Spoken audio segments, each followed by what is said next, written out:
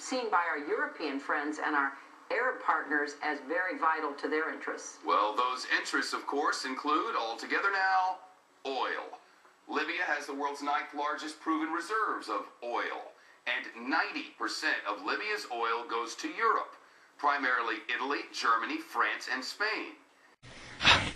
If we don't take all the rights, Al Qaeda will get the rights. You make this show possible. God bless you. Oh, what does Tiny Tim say at the end of the Christmas story? God bless you, everyone. Yes. Every one of us. But that doesn't exist. Christmas doesn't exist. You're making it up. If you see a bird hopping around in a tree, it doesn't exist. Nothing exists but what the government says, John. Yes. If the government tells you you don't exist, you don't exist. You understand? I don't. They know better. And if I tell you 2 + 2 = 97, it does, or you're with Al Qaeda, boy. That's right. Gunmen today stormed a local government headquarters in the Iraqi city of Tikrit. At least 56 people are dead after the gunmen took hostages, killed them execution style, then blew themselves up.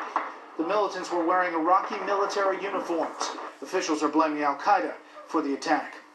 Steve, what about this talk of arming the rebels, not arming the rebels, who the rebels are?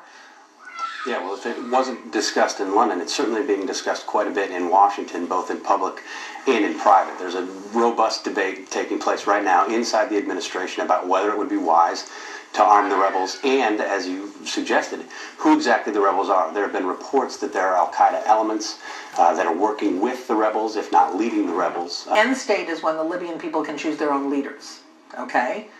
But there's a long way to go between now and then, and what exactly are we willing to do to get rid of Gaddafi? The president has ruled out ground troops. They have not ruled out arming the rebels, as Steve explained. As a matter of fact, today Hillary Clinton said the UN resolution doesn't ban that. In other words, it's legal to do it if the allies decided to do it. Who exactly the rebels are. There have been reports that there are Al Qaeda elements that are working with the rebels, if not leading the rebels, if not leading the rebels, if not leading the rebels.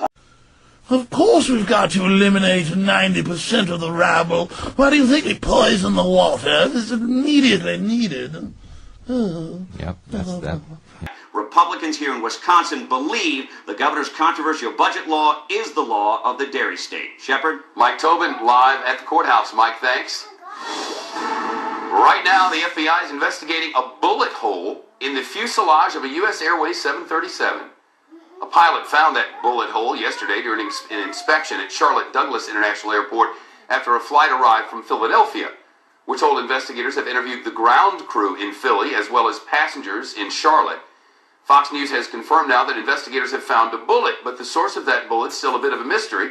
Investigators describe the investigation as routine and not as a terrorism investigation. Updates as we get them on the bullet hole that is routine. Of Al Qaeda in the Libyan opposition. What do you make of that? Who exactly the rebels are. There have been reports that there are Al Qaeda elements that are working with the rebels, if not leading the rebels. Clearly what we've heard today in the fringes of this conference is the Transitional National Council laying out their vision for a democratic Libya. You haven't answered my question with respect. I asked you what you make of the comments from the head of NATO, in essence, Admiral Stavridis, saying within the Libyan opposition they believe there may be flickers of Al Qaeda. That's a very serious comment to make. Who exactly the rebels are. There have been reports that there are Al Qaeda elements that are working with the rebels, if not leading the rebels. It's extremely concerning. I haven't, this is the first actually that I'm hearing of this comment and this statement. That's my whole point, is that the new order... you better, well, yeah, but don't burn them. Just go buy toilet paper with them. United Nations with the United Nations toilet paper. It's on sale. You ought to get some. Yeah, it works. But the UN doesn't exist, Bob. Yeah, right.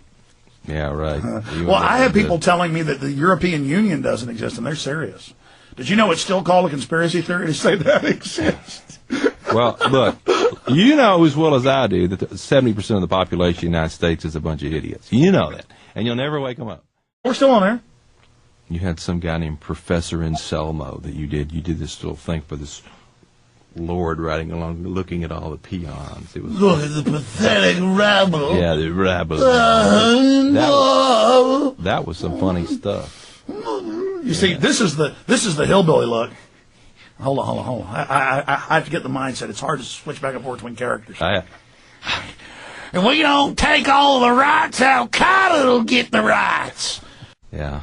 You know, I went to the gym yesterday to lift weights, and yesterday afternoon, it was the morning actually, and I just watched the men, and I work out at kind of a old folks gyms. You know, there's some young people. Well, you know, you're getting older now. Well, no, I don't work out at a meat market, okay, because I just don't like the distractions.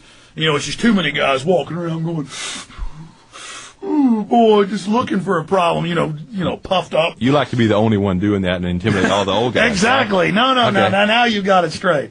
No, seriously. I was watching the old guys do it. Everybody's posing and looking, and I'm just trying to ignore it and work out.